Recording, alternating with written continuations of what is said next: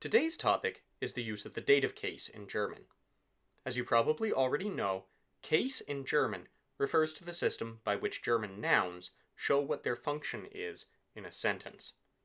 For instance, nouns in the nominative case are showing that they are the subject of a sentence, while nouns in the accusative case show that they are direct objects, or the objects of certain prepositions. A quick reminder though, case and gender are not the same thing. A masculine noun is always masculine, and a feminine noun is always feminine, no matter their function in their context. Case changes with context. Gender stays the same. Or, if you'll forgive the pun, gender doesn't change, but a noun's case changes on a case-by-case basis. There are three main reasons for nouns to appear in the dative case in German. They may be indirect objects, they may be objects of a preposition, or they may be the objects of certain specific verbs. We'll see some examples of each of these later, but first, let's take a look at how nouns will appear when they're in the dative case. Masculine and neuter nouns in the dative case will appear with the definite article dem, or with the indefinite article einem, which then gives you a hint about possessive forms like meinem or deinem. Feminine nouns take the definite article der and the indefinite article einer. Plural nouns take the definite article den, and possessives and similar words would also add that en. You'd have meinen or deinen or keinen, for instance. Also, any plural nouns that can will add an n to the end of the noun when it appears in the dative case. So for instance, you'd have the noun Kinder going to kindern when used in the dative case, or the noun Männer becoming Männern when used in the dative case. Each noun will add an n to the end of its plural form. However, some plural forms already end in n or cannot add an n, so you can't add an n to every single plural noun that there is. For example, the plural form die Babys ends in an s, which means you cannot add an n to that. Die Frauen already ends in an n, so you don't add an extra one and just leave it as is. Here's how personal pronouns look in the dative case. In the first person singular form, you will say mir. In the second person singular, you'll use the word dia. In the third person singular, you'll use ihm or ia or ihm, and those m's and r's correspond to the m on dem and the r on der. In the first person plural form, you'll use uns. Second person plural becomes euch, and then the third person plural and formal are both ihnen, though the formal form is capitalized. Now let's start looking at when to use the dative case. First of all, you will need the dative case anytime your sentence contains an indirect object. An indirect object is the noun to whom or for whom the direct object is being acted upon by the subject of the sentence. For instance, in a sentence like, "The man throws the dog the ball," the dog is the indirect object, not the direct object. The direct object, as the term suggests, is what the subject is directly acting on. In this instance, the ball is what is being thrown, not the dog. The dog is the noun to whom the ball is being thrown.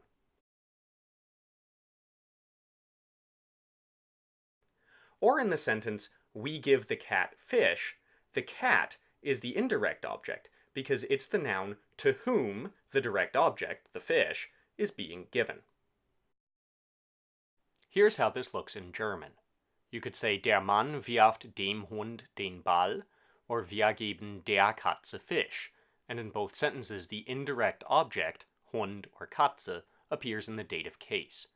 Or in a sentence like, "Bring dem Mann Kaffee," or "Gib mir bitte den Apfel," or "Ich schenke meiner Schwester ein Buch zum Geburtstag," or "Ich bringe meinen Eltern eine Kanne Kaffee," each time the indirect object, the thing to whom or for whom the direct object is acted upon, appears in the dative case. Now I'm going ahead and highlighting for you the direct objects of the sentence. Again, these are the things the subject directly acts on. The coffee is being brought, the book is being given, the apple is being given, or the ball is being thrown. The indirect objects, the nouns in the dative case, are the ones that answer the question to whom or for whom those direct objects are being acted upon. You'll also need the dative case in German when you use certain prepositions. There are some prepositions in German that always take the dative case. They are aus, außer, bei, mit, nach, seit, von, and zu. So anytime a noun is the object of one of these prepositions, it will be in the dative case, as in, for instance, ich komme mit dem Bus, or nach der Schule, or aus den USA, or von meiner Mutter, or mit uns. Each of those nouns following a dative preposition appears in the dative case. Be aware that bei dem will be contracted to beim, von dem can be contracted to vom, and zu dem and zu der can be contracted to zum and zur, respectively. There are also 9 prepositions in German known as the Wechselpräpositionen, or two-way prepositions. They are in, an, auf, hinter, vor, über, unter, zwischen, and neben. These are particularly annoying because their nouns are sometimes in the accusative case and sometimes in the dative case, depending on context. You'll learn more about these in a different video. For now, if you look closely at that list, you'll notice that all 9 of them allow you to describe something's physical location in relationship to the object of the preposition, behind the curtain, above the clouds, under the table, and so on. When that location is unchanging in relation to the object of the preposition, use the dative case. For instance, if a UFO is floating above the clouds, not rising to the spot above the clouds, just floating there, then you'd use the dative case with über.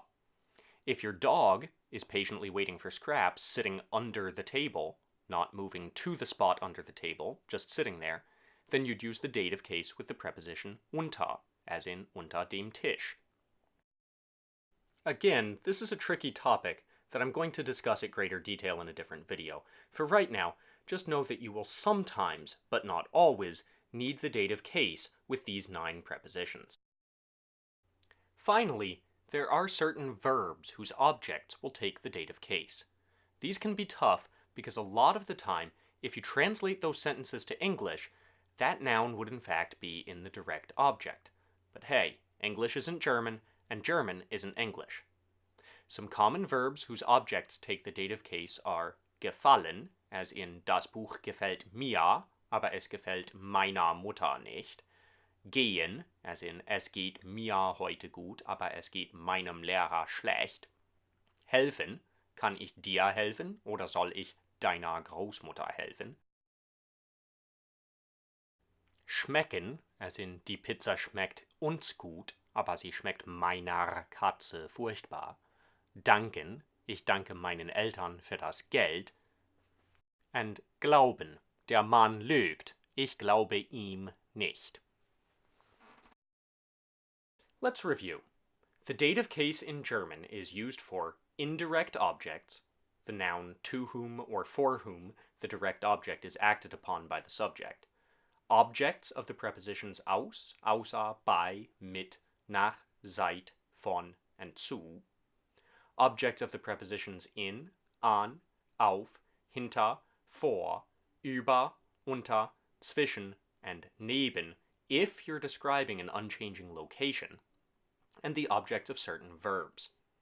Masculine and neuter nouns will appear with an M on their determiner, as in dem or einem. Feminine nouns will have an R on theirs, der or einer. Plural nouns will appear with an N on their determiners, as in den or keinen, and will also add that letter N to the noun itself, if possible. Thanks for watching, and happy Germaning!